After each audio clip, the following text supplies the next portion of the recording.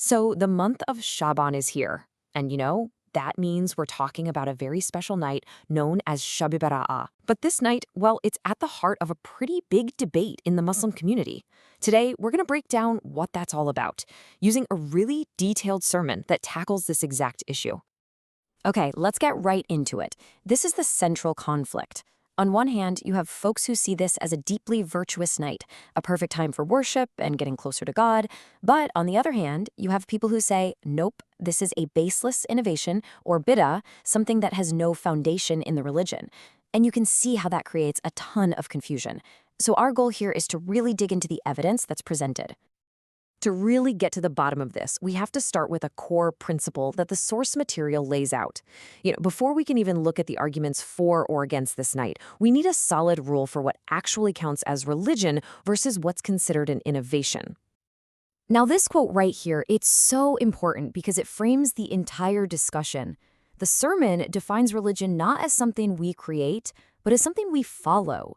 We're following a path that's already been laid out for us by the Prophet Muhammad, peace be upon him, his companions, and those early righteous generations. This is the measuring stick for everything else we're going to talk about. So, here's the bottom line. That label of innovation, it would be 100% correct if there was zero authentic proof for the special status of this night. The whole debate then really just boils down to one simple question. Is there any actual evidence for its virtue in the original sources of Islam? All right, let's keep going and see where this leads. We're now going to dive into the actual evidence that the sermon presents to show that this night really is significant. This is where we go from theory to practice. This number is a huge deal. According to the source, the stories about the virtues of Shab-e-Barā'ah don't just come from one or two places. Nope. They're actually traced back to at least 10 different companions of the Prophet Muhammad, peace be upon him. That is a significant number of eyewitnesses. And this brings us to a really fascinating rule in the science of Hadith scholarship. You see, some of the individual reports about this night might have some technical weaknesses in their chains of narrators, but scholars have this principle. When you have a whole bunch of these slightly weak reports coming from different people, all pointing to the same conclusion, they actually support each other and become strong together. The collective weight remedies the individual weakness. And this is where it all comes together. The sermon's verdict is that since the virtue of this night is reported by 10 different companions and was known to the earliest generations, it's just not correct to dismiss it as having no basis. The evidence, when you look at it as a whole, really does point to this night having a special status. Okay, so if the night does have a special virtue, what's the right way to observe it? Let's take a look at what the sermon says are the acceptable ways to worship on Shab-e-Barā'ah. The guidance here is actually really broad and flexible. You can do pretty much any voluntary act of worship you want. Optional prayers, reading the Quran, remembering Allah, making personal dua. But here's the most important part, the real key takeaway.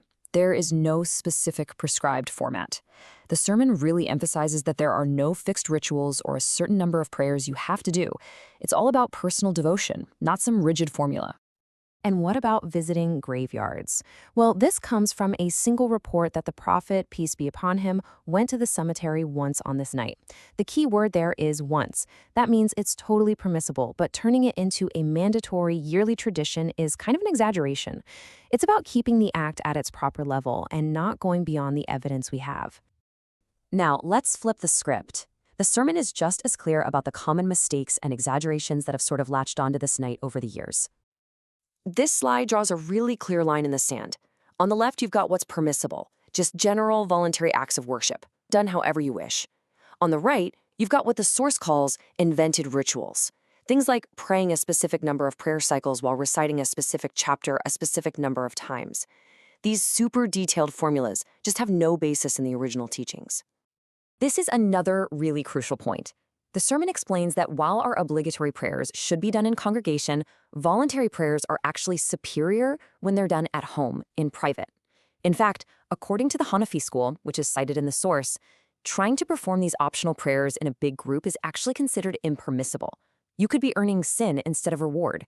That's a huge distinction. And the list of misconceptions goes on. Things like making special foods like halwa just for this night, organizing big festivals or gatherings, women holding their own separate congregational prayers, or treating any of these optional acts as if they were mandatory.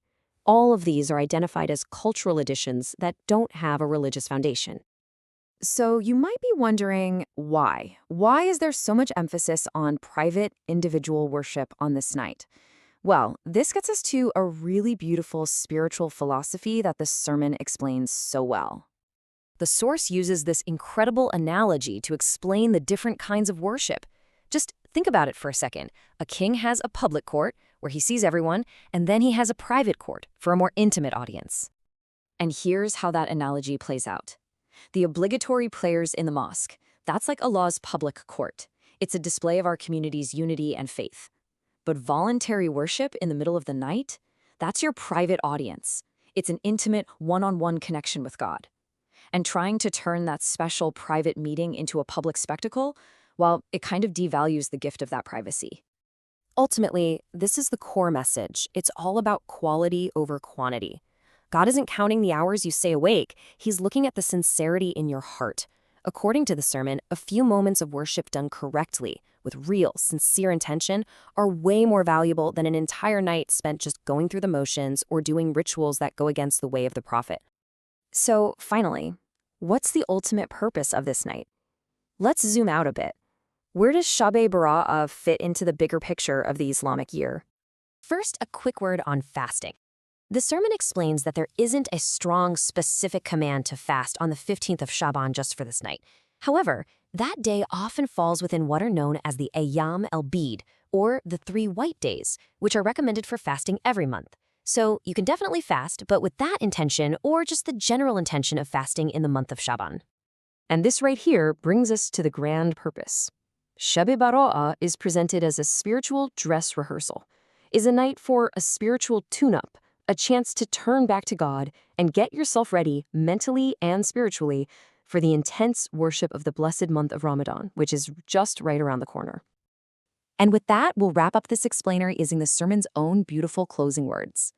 The goal here was to navigate the nuance, to see how this night can be honored as virtuous, while at the same time carefully avoiding the innovations that have become attached to it, all in an effort to prepare our hearts for what's to come. Thanks for tuning in.